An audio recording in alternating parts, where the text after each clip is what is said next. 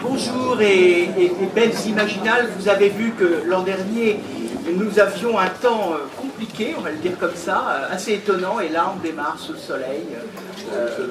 On va prendre date en espérant qu'on aura en tout cas beaucoup de soleil, beaucoup de temps agréable, mais on sait bien que quel que soit le temps, les imaginales, c'est dans le cœur qu'on a le temps de la fantaisie, le temps du fantastique, le temps de l'anticipation, le temps du conte et bien sûr le temps du roman historique.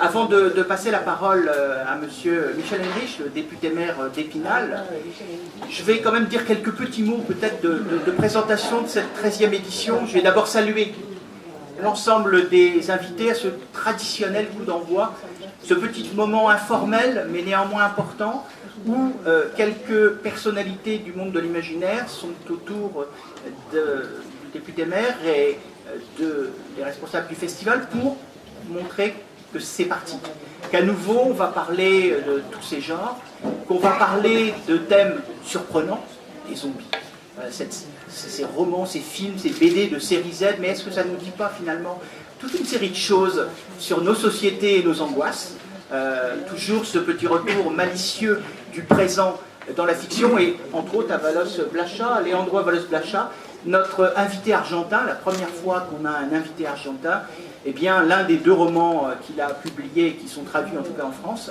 c'est justement une histoire de zombies qui, derrière ces personnages, nous parle de l'Argentine. Donc, bienvenue à notre invité argentin.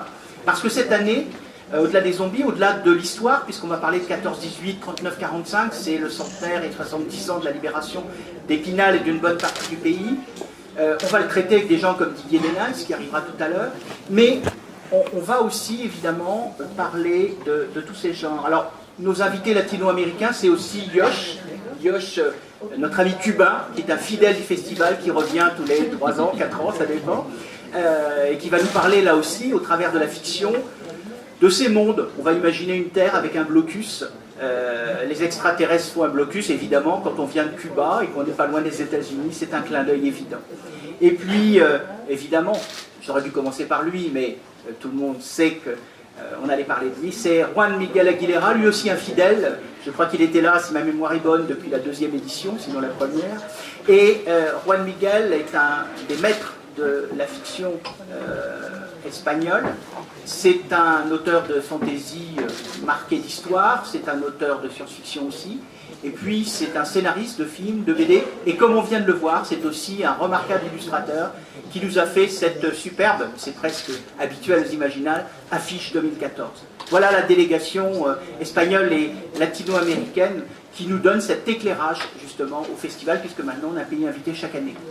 Petite présentation aussi, Joe Abercrombie, qui n'est pas encore un habitué, mais qui vient pour la 2e fois. On l'avait reçu, il nous vient du Royaume-Uni, on l'avait reçu déjà au vu de son... Si on pouvait leur trouver un interprète là, de façon urgente pour nos amis britanniques. De l'anglais, voilà. Donc nos amis britanniques qui nous viennent, Abercrombie, on l'avait fait venir pour un premier roman, et en fin de compte, 6 romans après, il nous revient, on ne s'était pas trompé dans notre choix, ça nous fait toujours plaisir quand on repère sur un premier livre un auteur de talent aux imaginales. C'est un peu notre marque de fabrique avec, j'espère, l'amitié et la convivialité. Christopher Priest, c'est un maître, c'est la première fois qu'il vient aux imaginales, il est tellement demandé qu'on n'avait pas encore pu l'avoir. Cette année, il était libre. Quand j'ai découvert la science-fiction, c'est un des premiers qui m'a fait comprendre que c'était une grande littérature quand on avait de grands auteurs. Donc Christopher Priest, c'est un bonheur de l'avoir parmi nous. C'est un maître, entre autres, de l'Uchronie. Il nous parlera donc évidemment d'une Seconde Guerre mondiale différente de celle que nous avons, sinon personnellement, historiquement connue. Et puis pour clore un petit peu, on a aussi Charlotte Bousquet, qui est une habituée, coup de cœur du festival par le passé. Prix imaginal des lycéens, des collégiens, je me rappelle bien, et puis prix imaginal tout court du meilleur roman de fantasy. Donc à ce titre-là, une continuité et une présence. C'est bien sûr le coup de cœur de l'année. C'est Victor Dixon, un des meilleurs écrivains français d'imaginaire. Animal, son dernier roman paru chez Gallimard Jeunesse, était en lice pour le prix imaginal des collégiens, et je sais qu'il a été apprécié par beaucoup de jeunes et aussi d'enseignants. Victor Dixon qui va nous dire beaucoup de choses sur comment on écrit pour les jeunes tout en donnant envie aux adultes de lire. Et puis pour terminer ce petit passage, ce petit panorama, on va bien évidemment terminer par Jean-Philippe Jaworski. Jean-Philippe Jaworski, c'est le régional de l'étape, mais un régional qui a des ambitions nationales et j'espère, quand il sera traduit, international. C'est un coup de cœur aussi du festival. C'est le prix Imaginal du meilleur roman de fantasy en 2009 pour son premier roman. Et c'est une première au festival, le prix Imaginal 2014 du meilleur roman de fantasy pour le deuxième roman qui est le premier d'une trilogie qui est appelé à faire date. Voilà un peu la brochette brillante de ces Imaginales. Je pourrais parler des heures, mais je vais vous embêter et surtout je vais donner la parole à celui sans qui, avec toute son équipe, ce festival n'existerait pas, celui qui a créé les Imaginales et pour qui nous avons plaisir depuis 13 ans d'y contribuer. Monsieur le député maire, à vous la parole. Merci beaucoup.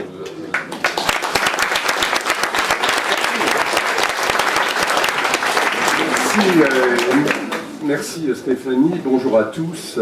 Chaleureuse bienvenue ici à l'Espace Court pour ce coup d'envoi des Imaginales, 13e édition. Qui l'eût cru au départ, mais voilà, nous en sommes à la 13e édition et nous sommes très heureux de vous retrouver, de retrouver notre public. Pour ce coup d'envoi, vous êtes plus nombreux tous les ans. Je suis aussi très heureux, mais Stéphanie Co vient de les présenter, d'accueillir des écrivains qui viennent ici pour la première fois, et pas n'importe lesquels, et pas n'importe qui, et puis d'accueillir une nouvelle fois des fidèles que nous recevons pratiquement depuis le début du festival. Les Imaginales à Épinal est devenu bien sûr le premier festival fantasy en France, mais aussi un des plus importants en Europe, et je voudrais remercier tous ceux qui ont contribué à faire de ce festival ce qu'il est. En premier lieu, bien sûr, les écrivains, les illustrateurs qui viennent chaque année nombreux et qui sont d'une extrême disponibilité à l'égard du public, un public de passionnés, chacun le sait. Alors c'est un moment bien sûr attendu par les professionnels, par les éditeurs, mais surtout par les libraires, mais surtout par les festivaliers eux-mêmes. Et c'est aujourd'hui le prix des Imaginales, je crois, est parfaitement reconnu et attendu notamment par les professionnels. On y décerne aussi un prix Autre Terre. Le festival est ouvert à tous les publics et je suis heureux de saluer aujourd'hui un public de jeunes très, très nombreux. Vous savez que, bien sûr, pour ce qui est une de nos satisfactions est le prix des lycéens et le prix des collégiens. Le prix des lycéens, on est déjà à sa 10e édition. Le prix des collégiens, ça doit être sa 5e édition, mais aujourd'hui, ce sont 26 collèges qui sont impliqués et 21 lycées. Et je crois que cette reconnaissance est effectivement très importante. Alors c'est une originalité, je crois, de ce festival de permettre à un jury, je veux dire, populaire et a fortiori de jeunes, de promouvoir un auteur et surtout un livre. Et généralement, les débats sont assez passionnés et passionnants. Mais cette année, comme les autres, il y a chaque fois des nouveautés. Et tout d'abord, nous avons souhaité réorganiser, je dirais, le village des Imaginales de façon un peu différente, je crois un peu plus aboutie. Vous le verrez dans la répartition des Magic Mirror, de la bulle du jeu, de la bulle du livre, etc. Je crois qu'on a là aujourd'hui une organisation qui s'est affinée bien sûr au fil du temps. Et parmi les thématiques, vous savez que chaque année, il y a un pays est à l'honneur. L'an dernier, c'était l'Allemagne, et cette année, c'est au tour de l'Espagne. Et on est très heureux d'ailleurs d'accueillir ici à cette table l'auteur de l'image qui se trouve derrière moi, qui est Juan Miguel Aguilera, qui a fait un travail que je trouve tout à fait extraordinaire. Il a également réalisé une image avec l'imagerie d'Épinal, une image qui s'est faite au pochoir. En tous les cas, félicitations à lui parce que je trouve cette image tout à fait extraordinaire. Et parmi les thématiques des Imaginales 2014, Guerre et paix abordera la mémoire des guerres. Alors bien sûr, chacun le sait, il est difficile de passer à côté, C'est le centenaire aujourd'hui de la Première Guerre mondiale, mais on traitera également de la deuxième, si j'ai bien compris. Et puis, une autre thématique, les domaines de la spiritualité, avec de nombreux moments de réflexion proposés, ainsi que la programmation de l'association des Imaginales maçonniques et ésotériques. On a la chance d'avoir à proximité le temple maçonnique, qui sera donc ouvert pour la circonstance, et qui abordera des thèmes tels que la relation entre imaginaire maçonnique et poésie. Et puis, je voudrais vous donner quand même quelques chiffres et quelques statistiques. Depuis le début des Imaginales, ce sont 50 journées d'imagination, 1000 cafés littéraires, je crois qu'il y en a 70 de prévus cette année, 1000 cafés littéraires qui ont eu lieu, 1500 invitations d'auteurs et d'illustrateurs, 2000 visiteurs en 2002 et on en espère plus de 20 000 en 2014.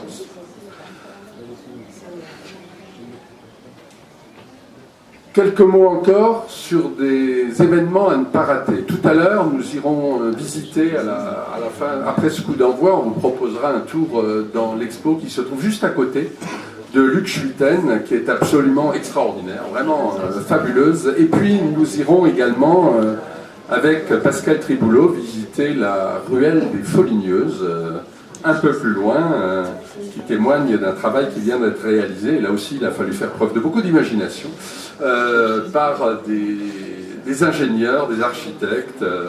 Et ce sera, je crois, aussi une découverte tout à fait intéressante. Alors cette année, je voudrais insister sur le nombre des expositions qui ont été organisées dans la ville. Et je pense en particulier à ce qui se passe rue Saint-Michel, puisqu'on a au Ciné-Palace Olorama, qui revisite la tradition des théâtres d'ombre, avec le vidéaste Jeff Deshommes, et à la BMI, on a une très belle exposition aussi qui nous explique la démarche et nous montre un certain nombre de documents qui ont été réalisés par le père de la science-fiction, en tous les cas il en a inventé le nom, Hugo Gernsback, et puis à la plomberie, les œuvres tout à fait remarquables de Simon Piasecka. Et puis je voudrais aussi vous rappeler qu'au centre culturel, on accueille Jean Stark et Arnaud Chastanier, sans oublier la galerie du Bailly, qui met en exergue les œuvres de Juan Miguel Aguilera. Nouvelle édition aussi cette année de l'anthologie des Imaginales, qui est éditée par Nemos et consacrée cette année à Bardes et Sirènes, sous la direction de Sylvie Miller et de Lionel Davout. Sylvie Miller, que je salue tout particulièrement, puisqu'elle est là depuis la première édition des Imaginales. Voilà, lecture démesurée de Gagner la guerre de Jean-Philippe Jaworski, auteur des Imaginales 2009, organisé par le Centre dramatique national et le Théâtre de la Manufacture à Nancy, la BMI et la BMI au Théâtre municipal d'Épinal, et ceci, ça aura lieu dimanche 25 mai à 16h. Voilà, je ne peux pas dire ici, terminer ce coup d'envoi sans remercier nos financeurs, vous le comprendrez. Sans eux, bien sûr, il nous serait beaucoup plus difficile d'organiser un festival comme celui-ci. Je remercie en premier lieu la région Lorraine, qui est un de nos plus gros financeurs, à hauteur de 25 000 euros. Je salue le vice-président chargé de la culture qui nous a rejoint il y a quelques instants. Et puis, subvention aussi de la DRAC et du Centre national du livre, tout à fait importante également, plus de 14 000, presque 14 500 euros. Subvention du Conseil général des Vosges. Et puis des partenaires comme le Crédit Agricole, EDF, Thirier, Beauvais. Merci à tous. Je voudrais aussi remercier très sincèrement la presse. La presse, les nombreux médias nationaux ou locaux qui ont participé à la promotion du festival et aussi qui s'impliquent tout au long du festival. On aura le droit à un JT en direct sur France 3 notamment et d'autres médias que je voudrais remercier en particulier. Je pense à Phosphore et Okapi, Télérama, bien sûr. Voilà, merci également à tous les auteurs, à tous les illustrateurs pour leur mobilisation et je le répète, pour leur disponibilité vis-à-vis du public. Donc après, je pense qu'on va faire intervenir les auteurs ici présents. Et ensuite, donc, je vous inviterai à faire les visites des deux événements qui se situent ici sur le lieu même, c'est-à-dire l'expo de Luc Schuiten. Vous verrez une architecture qui fait rêver, et puis une architecture qui n'est plus là sur des dessins, mais plus concrète, de la ruelle des Foligneuses. Voilà, merci.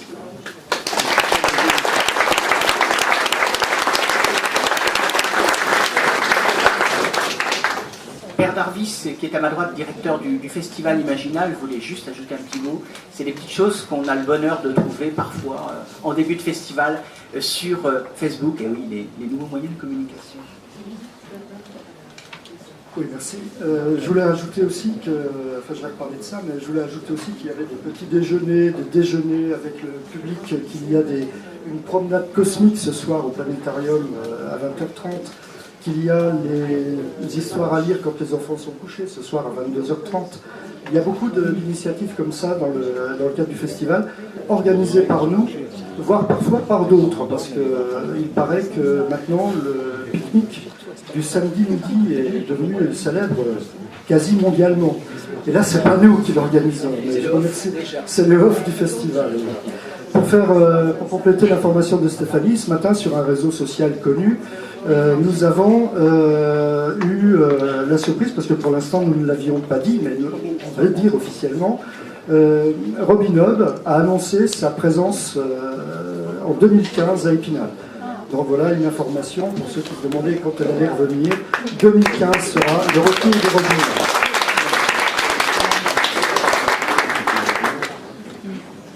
Tout seigneur, tout honneur, on va commencer par un auteur français qui est Victor Dixon, qui nous vient quand même de loin, puisque pour venir à ces Imaginales, c'est là où il travaille et où il écrit, Singapour, on peut le dire.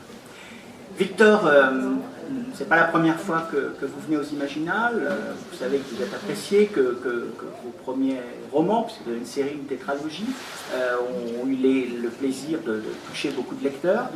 Animal a eu un succès critique et un début de succès public fort bien accueilli. Et du coup, on pensait qu'il était temps, après il aurait été trop tard, il était temps de mettre encore un coup d'éclairage sur votre travail.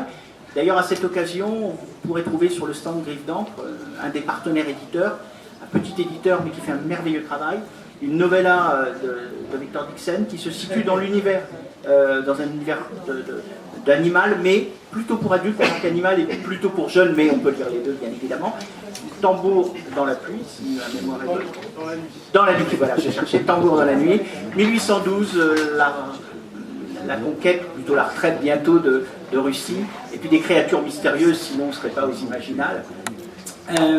Victor Dixon, quand vous avez su que le festival faisait de vous cette année non seulement un invité, ça c'était pas vraiment une surprise, mais son coup de cœur, ça fait quoi? Ça m'a donné des frissons. Non, j'étais vraiment ravi, très touché, très honoré. C'est vrai que je crois que c'est la 5e fois que je viens aux Imaginales. J'y étais la première fois juste après la publication de mon premier roman, le premier tome donc, de la tétralogie de Jack Spark, et j'ai été tout de suite séduit par cette effervescence imaginaire, les auteurs, les livres, les animations, le spectacle vivant. Pendant 4 jours, c'est un vrai tourbillon qui m'a tout de suite séduit, et c'est devenu un rendez-vous. Le fait de revenir aux Imaginales année après année, pour moi c'est vraiment une joie. Et quand j'ai appris que cette année j'étais coup de cœur, je crois que j'ai hurlé.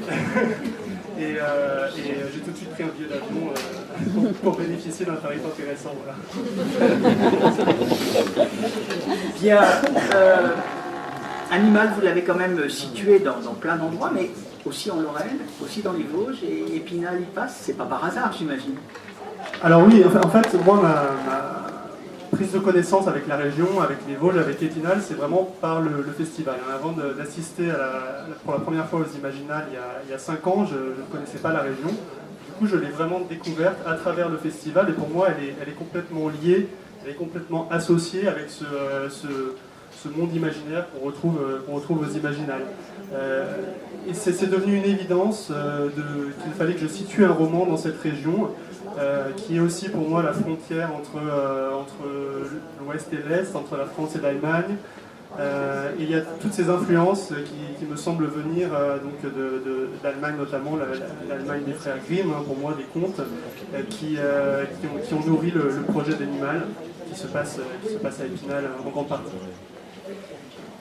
Jean-Philippe Jaworski, le prix Imaginal 2014 du meilleur roman, et puis aussi, on le rappelle, coup de cœur déjà prix Imaginal du meilleur roman, je le redis, mais c'est exceptionnel. Et ça vous fait quoi d'avoir le prix Imaginal pour la deuxième fois? Vous avez peur que tous vos collègues vous détestent? Ah oui, hein, persévérer est diabolique. Donc j'ai peur des règlements de compte et des coups de poignard dans le dos. À part ça, je suis extrêmement flatté et je suis très heureux d'obtenir ce prix parce que le roman que j'ai publié l'an dernier et qui est primé cette année, c'est un roman qui est très différent du premier que j'avais écrit. C'est un roman qui me semble un petit peu plus difficile d'accès, mais je revendique vraiment l'étiquette fantasy pour ce roman. Et le fait de recevoir le prix des Imaginales, ça entérine en quelque sorte mon inscription dans la fantasy. Donc pour ça, j'en suis vraiment très heureux. Je suis très heureux aussi pour mon éditeur qui m'a suivi, parce que je l'avais prévenu, je lui avais dit ce que j'écris, c'est assez différent. J'ai peur de ne pas toucher le même public, et il m'a fait une absolue confiance, et du coup, il s'en trouve lui aussi récompensé.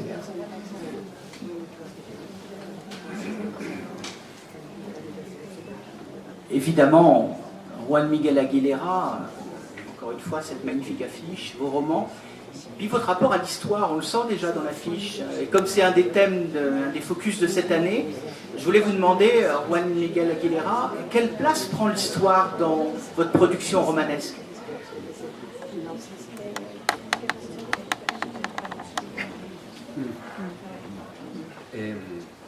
Bonjour. Pour moi, pardon pour français. Je parlerai en espagnol et c'est mejor por tú. Bueno, creo que la novela histórica y la fantasía para mí tienen mucha relación porque siempre, cuando escribo ciencia ficción muy basada en la ciencia. Entonces, cuando escribo fantasía me gusta la parte documental, usar la historia para vestirla. Je crois que la nouvelle historique est très liée à la fantaisie parce que lorsque j'écris de la fantaisie, je fais beaucoup de recherches historiques et j'utilise. Y la idea de haber hecho el cartel este año de las Imaginales es muy importante para mí. Donc l'idée d'avoir fait l'affiche cette année pour les Imaginales est très importante pour moi. Estuve en las primeras Imaginales que se hicieron y gané el primer premio Imaginales. Donc j'ai participé aux premières Imaginales et dont j'ai gagné le premier prix littéraire. Justamente con una novela que era una simbiosis entre la novela histórica y la novela fantástica. Donc avec un roman qui était une symbiose entre le roman historique et la nouvelle fantastique. La Folie de Dieu. La Folie de Dieu. Y ese momento fue muy importante en mi vida, porque me sentí en mi casa, sentí un lugar, entonces estaba empezando el festival. Donc ça a été un moment très important dans ma vie parce que je me suis sentie chez moi, comme à la maison, dans ce festival. Yo desde de niño era muy aficionado a Julio Verne, leía todo Julio Verne. Donc depuis mon enfance, j'étais vraiment... j'aimais beaucoup Jules Verne, j'ai lu tout Jules Verne. Y haber recibido un premio así en el país de origen de mi ídolo de la infancia fue un momento importante en mi vida. Et avoir reçu un prix de cette façon dans le pays de mon idole d'enfance, ça a été quelque chose de très important pour moi. Y ahora haber hecho un cartel para anunciar este festival años después, en el que participé y que fue tan importante para mí en ese momento, para mí es una sensación de haber cerrado un círculo que me llena de satisfacción. Maintenant d'avoir fait l'affiche d'un festival dans lequel j'ai participé au début, c'est pour moi une façon de fermer un cercle entre l'écriture et l'illustration, l'affiche et la participation aux Imaginales. Merci.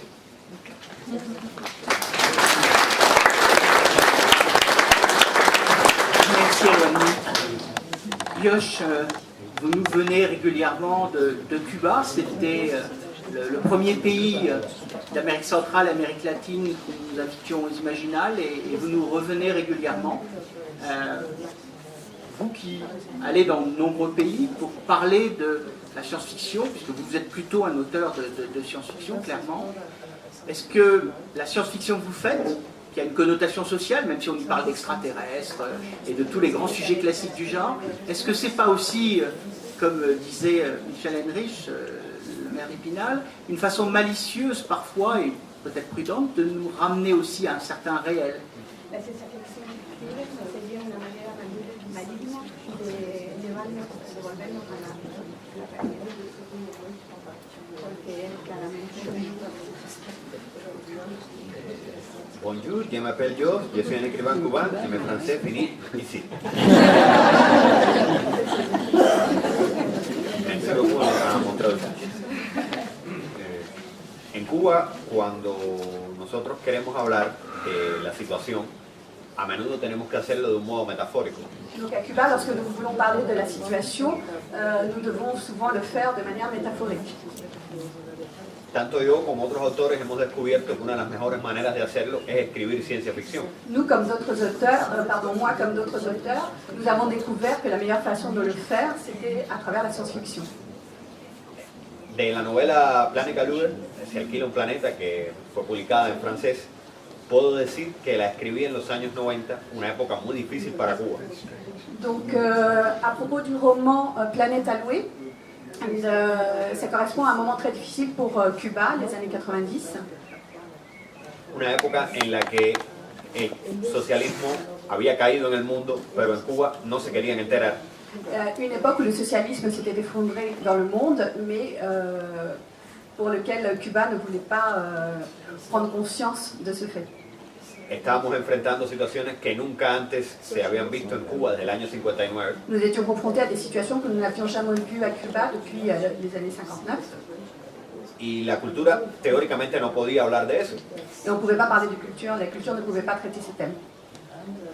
Las historias que aparecen en Planeta Luger son un intento de evadir esa prohibición oficial. Donc mes essais sont une façon de contourner cette réalité sociale. Como en Cuba teníamos en los años 90 muchachas que se prostituían con extranjeros. Donc comme dans les années 90 à Cuba, il existait des jeunes femmes qui se prostituaient avec les étrangers qui venaient rendre visite. En Planeta Luger tenemos terrestres que se prostituyen con alienígenas que visitan la Tierra. Donc dans mon roman, on a des extraterrestres, des terriens qui se prostituent avec des extraterrestres. C'est la métaphore dont tu parlais. Como teníamos deportistas que desertaban cuando iban a competencias internacionales. De la même façon, nous avions des sportifs qui désertaient le pays lorsqu'ils se rendaient à des compétitions internationales. También los hay, pero que desertan en otras estrellas, en Se alquila un planeta. Donc nous les avons aussi dans Planète allouée, où ils s'exilent dans d'autres planètes cette fois-ci. Cuando me cuestionaban si yo estaba atacando a la revolución cubana al escribir esas cosas, yo siempre decía, pero esto no es en Cuba, es en la Tierra y en el siglo XXIV. Lorsqu'on me posait la question à savoir si j'étais en train d'attaquer la politique cubaine, moi je répondais que non, c'est pas seulement à Cuba que cela se passe, c'est sur la planète entière.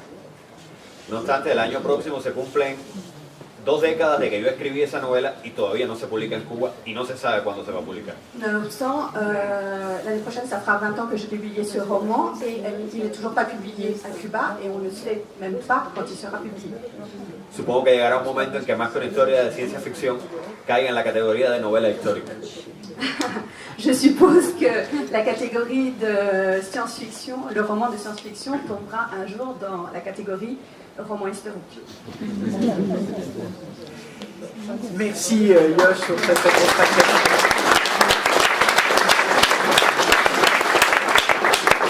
Leandro, votre roman de zombies, c'est une des raisons de votre venue, mais aussi parce que vous êtes un auteur argentin. Comment on peut utiliser un thème du CIZ mal vu parfois par les institutions culturelles comme le thème du zombie pour en faire en fait un biais de critique sociale comme vous l'avez fait dans votre roman?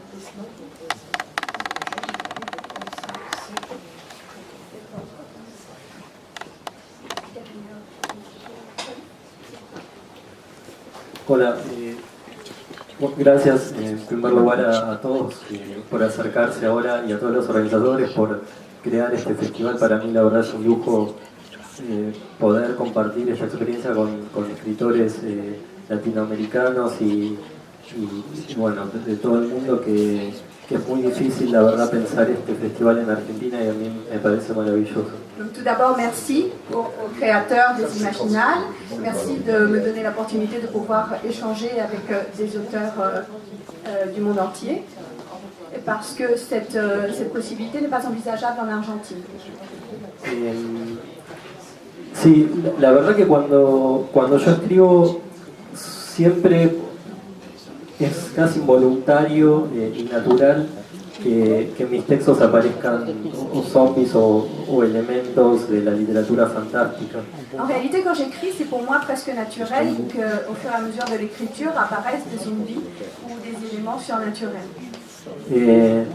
Creo que tiene que ver con las lecturas con las que me formé, con la música, con las historietas que leí desde chico.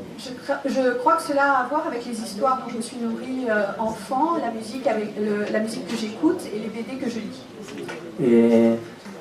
A mí me gusta mucho la idea de Ballard sobre la imaginación. J'aime beaucoup l'idée de Ballard sur l'imagination. Cuando él habla que así como la ciencia ficción se suele asociar casi de manera inmediata solamente a naves espaciales o a aventuras con extraterrestres. De la même façon qu'on a spontanément l'habitude d'associer la science-fiction avec des extraterrestres et des navettes spatiales. De la misma manera creo que también en general la imaginación a veces se la asocia solamente a algo imaginario como si no tuviera ninguna relación con la realidad. De la même façon, l'imagination s'associe à l'imaginaire à partir de quelque chose qui n'a rien à voir avec la réalité, tout simplement. Esa es como una idea a veces extendida en general. Y a veces esa es la idea extendida en general. C'est qu'en général, c'est l'idée qu'on en a. Y que por el contrario, Ballard habla de cómo la imaginación es también está creada por todos los mundos internos de un escritor. Donc Ballard parle du fait de comment l'imagination est créée par tous les mondes internes qu'a l'auteur, que véhicule l'auteur en lui. Y creo que también por esos aspectos uno siempre está escribiendo sobre este mundo, como hablaba Jos y Juan recién, aún con todos esos agregados fantásticos. C'est pour cela que nous sommes toujours en train d'écrire sur ce monde-ci, quand bien même nous y ajoutons des éléments fantastiques. Merci. Joe Abercrombie d'être venu pour servir froid, rapport évident à La Vengeance est un plat qui se mange froid. Je crois que c'est un des plus abominables romans de fantasy que j'ai lu, même si je me suis beaucoup amusé.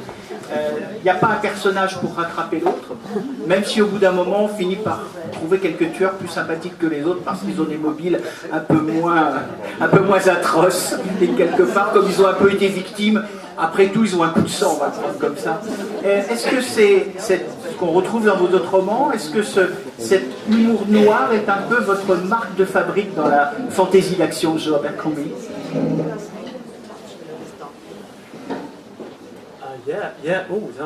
Yes, I think I really enjoy a laugh, honestly. I like things that make me laugh, and I think fantasy can sometimes be a little too serious, a little pompous, maybe. Alors oui, moi de toute façon j'adore rire et je trouve qu'il faut savoir rire des choses. Et parfois je trouve que la fantaisie est un petit peu trop pompeuse à mon sens. I should say as well that I learned French in English school, so I don't know any. Et donc je dois dire aussi que j'ai appris le français dans une école anglaise, donc en gros je ne connais rien. So, sorry about that. J'en suis désolé. So it's lovely to be invited back to Epinal. I was here, I think, 4 years ago, and I obviously didn't embarrass myself as badly as I thought I did. Alors donc déjà je suis ravie d'être ici de nouveau, donc j'avais été invitée une première fois il y a 4 ans et en fait je pense que finalement je ne me suis pas mis dans des situations trop embarrassantes avec mon mauvais français. Christopher Priest, vous êtes un auteur de science-fiction, clairement affirmé, mais vous êtes certainement le plus littéraire des auteurs de science-fiction britanniques, ou l'un des plus littéraires. Vous vous passionnez pour la marge, y compris la marge entre les genres littéraires. Vous êtes donc un styliste. Vous vous intéressez aussi aux frontières de l'esprit. Et vos mondes sont aussi parfois des mondes utopiques qui ne sont ni des vraies dystopies, des mondes sinistres, ni des mondes parfaits, qui sont en quelque sorte des mondes un peu décalés du nôtre. Comment vous caractériseriez votre science-fiction, Christopher Priest, et en quoi ce genre littéraire vous paraît-il toujours un genre novateur?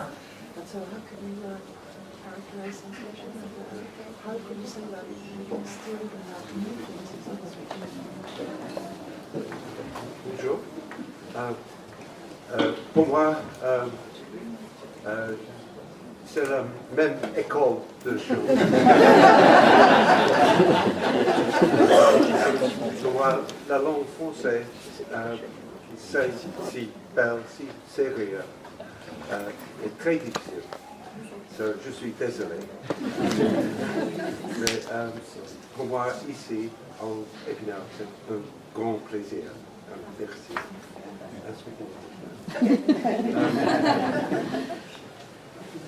I now speak briefly in English.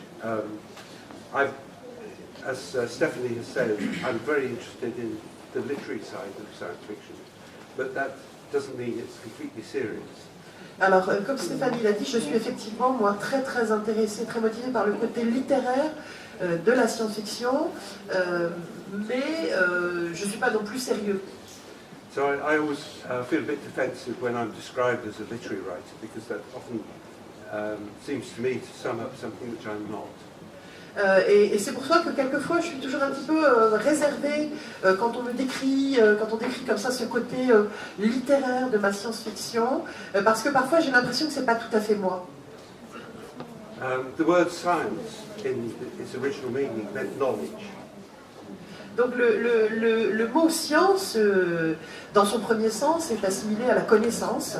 And so the subjects in science fiction can extend to anything, to society, to politics, to sociology, to sex, to children, to any subject really. And that is my approach to it. Et de même que tous les autres thèmes tels que la sociologie, l'histoire, les enfants, tout ça c'est aussi de la connaissance, et c'est un peu mon approche par rapport à ces thèmes-là. And like Joe, I enjoy jokes. Mais comme Joe, j'aime également les bonnes plaisanteries. And it's great to see everybody here. Thank you. Et donc c'est vraiment très bien d'être ici. Merci à vous. Merci Avant de passer la parole à la dernière intervenante, Charlotte Bousquet, je voulais quand même remercier nos traductrices. Tout d'abord Jessica Diaz-Quiroga. Elle a deviné qu'elle avait quelques accointances avec l'Amérique latine. Voilà. Et c'est la première fois qu'elle vient traduire pour nous. C'est Sylvie qui nous l'a repéré. Et visiblement, je crois qu'on va très bien s'entendre. 3 auteurs à la fois, c'est quand même pas évident comme ça. Je la rassure, c'est la seule fois pendant le Et puis Sylvie Miller qui a découvert Juan Miguel Aguilera. C'est comme ça que j'ai eu le plaisir, à l'époque je dirigeais une revue, de le publier pour la première fois, avant qu'ensuite il soit dans la maison d'édition. C'est aussi Sylvie qui a repéré Yosh, elle l'a fait traduire chez des éditeurs en France. Elle a eu un grand prix d'imaginaire pour tout ce travail de découverte des auteurs espagnols et latino-américains. Et puis Sylvie, c'est aussi notre traductrice, elle traduit de l'espagnol, c'est plutôt pour ça qu'elle sera là, mais elle traduit aussi, comme vous l'avez vu, de l'anglais. Par ailleurs, elle écrit des nouvelles depuis quelques temps, depuis 2-3 ans, une série de 3 romans avec beaucoup de brio, un prix déjà à la clé, en collaboration avec Philippe Ward. Donc elle sait tout faire. Et en plus, elle travaille dans l'éducation nationale, finalement. Il y a vraiment des gens qui vont... Il y a des gens qui ont tous les talents. Je suis jalouse. Merci Sylvie, un grand merci à toi. Donc pour conclure, après, à part nos traductrices, comme on l'a vu, dont l'une est déjà auteure, on avait surtout une brochette masculine. Le festival est quand même plus mixte, vous verrez tout au long de de ces 4 jours. Charlotte Bousquet, qui est aussi un coup de cœur du festival, le prix Imaginal des collégiens, je l'ai dit tout à l'heure, le prix Imaginal du meilleur roman. Vous pouvez d'ailleurs redécouvrir sa trilogie qui est rééditée maintenant, le 3e est sorti, dont le livre qui a eu le prix Imaginal, vous pourrez les retrouver en poche chez Nemos. Vous faites aussi du roman historique, vous adressez aux jeunes et aux adultes. Qu'est-ce qui fait, vous, qui aviez bien commencé dans la vie, c'est-à-dire avec un doctorat de philosophie, que vous vous êtes engagé dans tous ces genres louches qui nous rassemblent aujourd'hui et pour 4 jours? Charlotte. D'abord, je tiens à dire que les tueurs à gages sont en route pour Jean-Philippe et puis aussi pour Sylvie, parce que c'est vrai que j'ai eu le malheur de devoir faire une fois une traduction. C'est un boulot que j'espère ne jamais refaire. Donc Sylvie, pour tout ce que tu fais, tu auras des tueurs à gages toi aussi au fait. Qu'est-ce qui m'a fait tomber dans ces genres audio? Je sais pas, je pense que je devais avoir déjà une mauvaise graine en moi. Ça a dû commencer quand je faisais des jeux de rôle. Vous savez, ces espèces de jeux où vous vous retrouvez autour d'une table, quelqu'un vous raconte une histoire et puis vous incarnez un personnage d'un monde imaginaire. Peut-être aussi parce que, plus sérieusement pour moi, en tout cas j'ai trouvé dans la fantaisie le lieu où on pouvait tout exprimer, c'est-à-dire aussi bien effectivement de la fantaisie, du rêve, du merveilleux, que de la tragédie, que du thriller, que du théâtre, que des histoires d'amour. Voilà, vous pouvez tout dire avec la fantaisie. Et je pense que c'est une bonne raison, en tout cas, pour tomber dans ces absolument mauvais genres dont j'espère sortir un jour. Charlotte, vous rappelez le titre de votre prix Imaginal? C'est Ariel. Et le premier de la série, c'est Arachnae. Donc précipitez-vous. Après ces derniers mots, vous allez pouvoir aller sur la page du livre. C'est l'occasion de commencer avec vos sacs à acheter les livres de nos auteurs. Ils sont aussi là pour ça. Et vous verrez, ce sont de belles histoires. Et puis nous, on va découvrir tout ce qu'il y a dans le parc en compagnie des élus de la ville qui sont nombreux ici. J'en profite pour les saluer. Et puis évidemment, le maire qui nous consacre encore du temps. Parce que ce festival, je crois qu'il y tient beaucoup. Merci à tous. Merci à vous.